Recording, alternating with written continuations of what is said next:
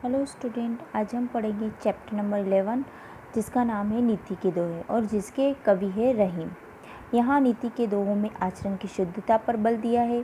जीवन का सत्य उजागर करने वाले इन संकलित दोहों में शक्ति की महत्ता, मैत्री, संगति का फल, वाणी का प्रभाव, योग्यता, बड़े छोटे का भेद, दरिद्रता, कृपण, जीवा की विशेषता एवं उदारता का मार्मिक चित्रण है।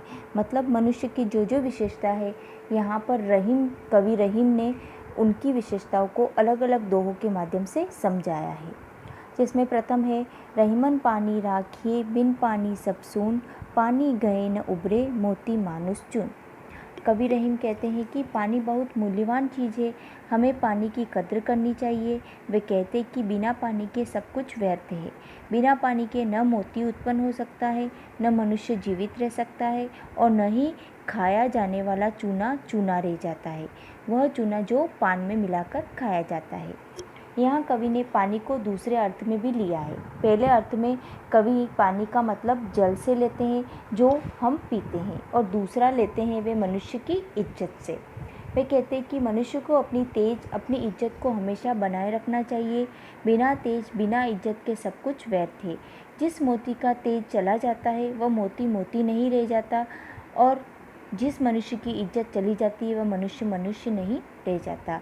इस तरह चूने का सत्व अगर चला जाता है तो वह चूना भी चूना नहीं रह जाता, अर्थात इसका तेज समाप्त हो जाता है। इस प्रकार प्रथम दोहे में रहीम ने मनुष्य की इज्जत के बारे में बताया है। फिर है, जे गरीब पर हित करे ते रहीम बड़ लोग, कहा सुदामा बापुरो कृष्ण मिताई जोग। कवि रहीम कहते हैं कि जो महानुभव, जो महान इंसान है, जो महान व्यक्ति है, वे गरीबों का हित करते हैं। वे बहुत महान लोग होते हैं। जैसे कि गरीब सुदामा भगवान कृष्ण की मित्रता के योग्य नहीं थे, पर कृष्ण ने गरीब सुदामा से मित्रता निभाई। इससे कृष्ण की महानता साबित हो गई।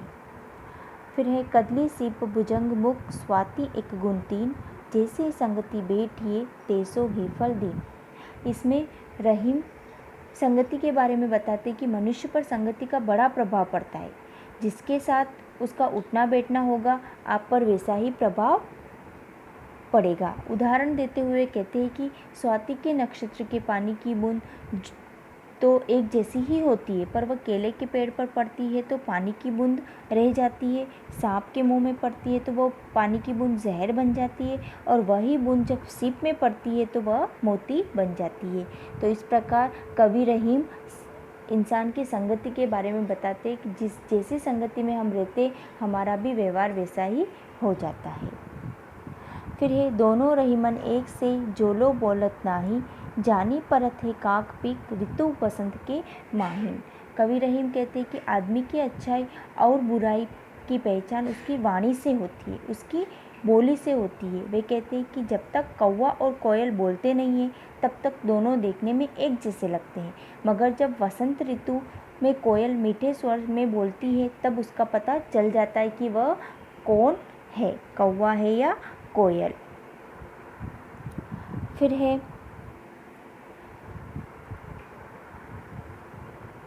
जो रहीम गति दीप की कुल कपूत गति सोए, बारे उजियारो लगे बड़े अंधेरों हुए।